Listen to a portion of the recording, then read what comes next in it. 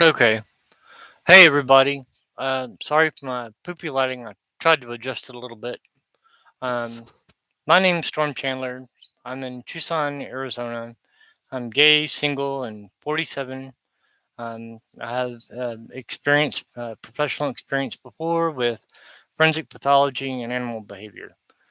So if you're new, welcome, and if you're um, returning, that's even better. Welcome back. I just wanted to. My night is kind of winding down. This is probably going to be my last cup of coffee for the night. But I was chatting with someone on Facebook, and the the person and the who and the how is irrelevant. Um, I came across a little piece of information, and it just kind of jostled my nerve a little bit. So I just wanted to address it real quick, and throw out maybe a caveat or two for your mind and thought.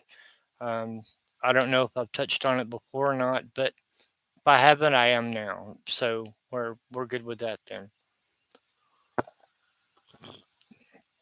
Um, for those that know and are probably over it by now, which I understand, um, I have now been departed from um, my ex-boyfriend now for about a year. We have severed ways because he has serious issues.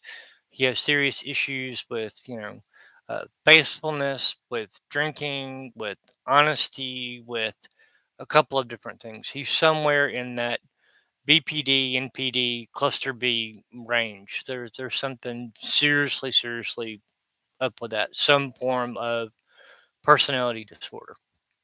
Um, And, in that 4 year period, it was all stuff that I had witnessed and watched daily in my life myself that I have seen and observed personally, along with, my roommate that I've known for 30 years. Um, and so we did, he had to go. It got to a point to where it crescendoed and he had to go and things weren't just working out. And so that's where that had to go. It had to go that way just because, let's see, did that make it what better or worse? No, that made it worse. It got to the point to where he just could not function. He could not cooperate. He could not tell the truth, and um, he had to go. And so that's what we did. That's what I did. I put him out. He had to go, which is fine with me. We're better off separated. That's cool. Uh, you know, If he's happy, Mazel Tov, more power to him. But a year later, um, I'm still hearing this story, this version of being told about how, bad I was to him, how abusive I was to him, how unfair I was to him, implying like, hardcore, abuse. And I'm not going to sit here and claim that I was an angel. Certainly not by any means. Everyone has a threshold. Everyone has a breaking point to where when you get to with someone and everything that you're saying and that you're doing your best to try to, reach them and to break through and to, make that connection and resolve whatever issues you're going through. There were moments where I coupled where I had a breaking point. I'm not saying that, I'm divine trumpet Saint Michael, you know. I've never said that. That would never come out of my mouth because it's not true. I know myself. But it's being, painted. He's painting it in a way that I had been warned would happen, where they take things out of context and then they repeat them in a very deceitful, manipulative, feel sorry for me, victimizing. They're the poor, abused soul in all of whatever was going on. And then they go and repeat it. And they will repeat that story anyone to any time that will listen. whether it be the new love interest, whether it be a new friend, whether it be somebody on the internet, whether it be um, wherever they can or wherever around you or wherever in a way that'll get back to you in some shape or form. And what people have to be aware of is that, um, I've taken forensic psychology in college. No, I'm not a doctor, but I've also spent a lot of time working with a psychologist, working with trauma counselors, working in my own therapy and in recovery through narcissistic abuse. And it is well known and established that's what they do. When you get full of them, when you figure out what they're about, when you decide that you're done, you've had enough, you're ready to go, part ways, they move, whatever. That's what they do. They bash you to no end to other people to paint you in a way that's very negative and untrue, or them picking pieces of the truth and running with it and not telling all of the truth so that they look like the victim. And because they have self esteem issues and because they have trauma issues, they use that as an excuse to abuse you, whether that be through lying, through manipulation, through fake anxiety attacks, through drama, through whatever, sex, through addiction, through any means that they can. Now, they're entitled to their version of the story. If that's what he wants to believe and that's what he wants to tell people, it's America. That's cool. Go out, paint the town red, tell anybody whatever you want. Tell them I'm a dog. Tell them I'm a beater. Tell them I use dirty words. Tell them I, whore around. Tell them whatever it is you want to tell that helps you sleep at night. That's cool. Okay. I'm not in the professional world anymore. I don't have anything to lose. You know, my reputation is by people that know me, and, that's fun. So, again, like I said, I know that I'm not an angel. But people that also know me know that unless you're pushing me into certain situations that I don't want to be in, the majority of the time I'm pretty easy to get along with.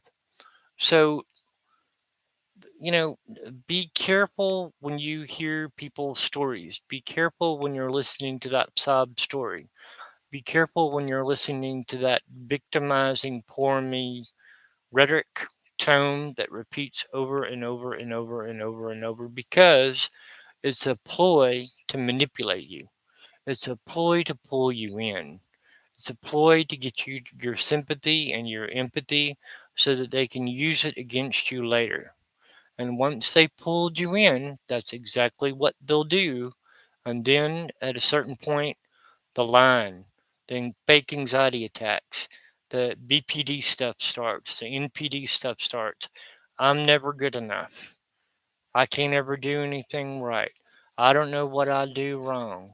A lot of that, and on and on and on and on and on. And so it's just part of that cycle. These people that have these patterns and have done it for a very long time, they're good at it. They're very good at it. It's almost like hunting. They're very good at it. They become crafty, um, fairly thought through, deliberate manipulation and tactics. Um, And so it goes through cycles where they do it over and over and over and over and over, like a serialist almost, an emotional serialist. They could do it over and over and over and over, and that cycle repeats until they choose to get professional therapy and put a stop to it. So, but that's their problem, right? But I just wanted to warn people though, be careful when you're taking sides and be careful what you're hearing in these stories as they're passed along back and forth, and be sure that you're talking to both people. You're both getting equal perspective. Maybe seek them out, ask questions, whatever, if you have concerns or doubts and whatnot, which is one of the reasons why I connect these to my Facebook profile. Because if someone, you know, has questions, curiosities, want to know what my version of it is, what I went through, what was going on and all that kind of thing, they can, as long as they do it in, a polite, respectful way. That's part of what that's there for, because I don't want anyone to go through what I went through. It's taken me a long time to recover from what I went through. So be very careful when you're listening to these stories. Be very careful when you're hearing one side. I'm not mad at this person for sharing it with me. It was something that came up in casual. Um, I'm irritated with the situation, but I'm not irritated with the person that passed it on, because they meant it in kind of an innocent way. But I felt the need to address it because, um, nothing that I say is going to stop it. I know that. And there's nothing lawfully that I can do about it. And I know that too, and that's fine. But be careful when you're listening to these stories of, extreme circumstances, and they're always the victim, and um, whatever, especially if it's someone new that you just met. Usually these meetings are somewhat planned, plotted, and arranged in some way. And so just be careful meeting people and where you're getting to know them and listening to their backstory and their childhood traumas and all that good stuff.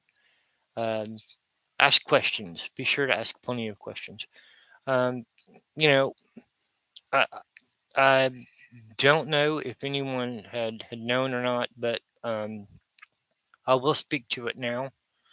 And just because it's coincidental, I can't say for 100% that I'm certain that my ex was involved in it, but I'd be willing to bet more than likely than not, just so I'm clear on that. Excuse me, I'm sorry about that. That he, in my opinion, he put a stranger into calling my phone and texting me my phone, because my number is private. So there's only a few people that have it. And texting me an anonymous death threat. Um, you know, um, from another state. And so I had to contact the sheriff's office. I had to contact the sheriff's office there where the number came from. I had to go through and have the number ran down. I had to have, this person kind of checked out to see how credible it was. And as it turns out, yeah, it's what I thought. It's not that credible, and it's, more than likely somebody he put up to it. And, there's no real way to prove that. And I covered that with him. But that still ain't that sometimes these people will go to psych you out, to play with your mind in an attempt to punish you, to get some sort of vengeance, to make you fearful, to make you suffer, to make you whatever. So, I reported it, and they're aware. And so, if by some weird chance, weird coincidence, anything odd should, graphically violently happen to me over the next 6 months or a year, they are going to be the first ones to go talk to him. And he's going to have some questions to answer. So I covered my base there. So they know everything about him, his name, his birth date. I was even able to send him a copy of his ID. So, in that off chance that so and so or my ex has so and so, act on something violent, there's a record, a trace. I still got the weird text on my phone. Um, so, even though I'm not realistically worried about something like that happening, the fact that somebody that I'm suspicious of doing it, would go that distance a year later to mess with someone's mind and kind of, make a bunch of violent threats and whatever, just goes to show you in some ways how emotionally unstable these personalities are. So if you do get threats like that, please report them, please document them, please tell people. Because once in a while, most of it is usually just huffing and bluffing, sight games. But once in a great while, they can set into motion violent things as a act of desperation to get revenge. on you or someone you know, and so everyone I'm I'm in close proximity with knows.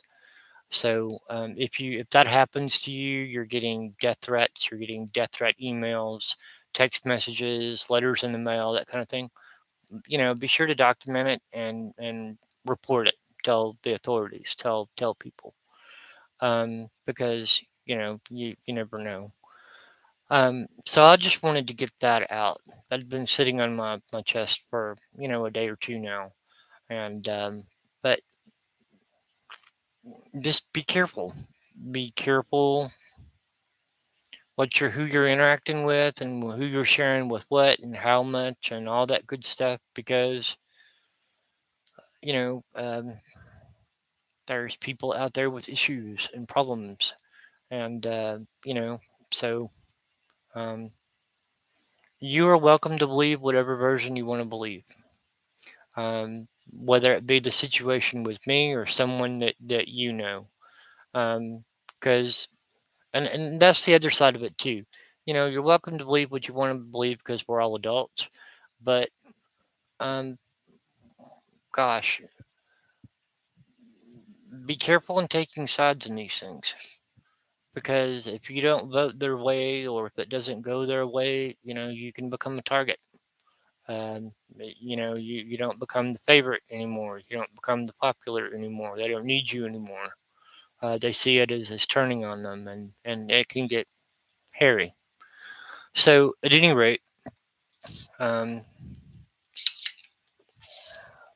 I'm trying to cram in what I think is kind of necessary, and I wanted to get off my chest. I think I've done that. So, I'm going to end this here, and not take up any more people's time. But I just wanted to make those couple little points. Be careful the side you take. Ask plenty of questions, and be aware that these people can, when they're scorned, or when you're done with them, or when they're done with you, they can become petty and vindictive and vengeful. So just be careful and aware, and tread carefully, and you know be careful of the sad stories. Be careful of the whole trauma thing. Be careful with the victim stories, because that can go into a real bad space real quick. So I'm going to leave it there. Good night. Enjoy the rest of your night. Think good thoughts and do good deeds. Peace.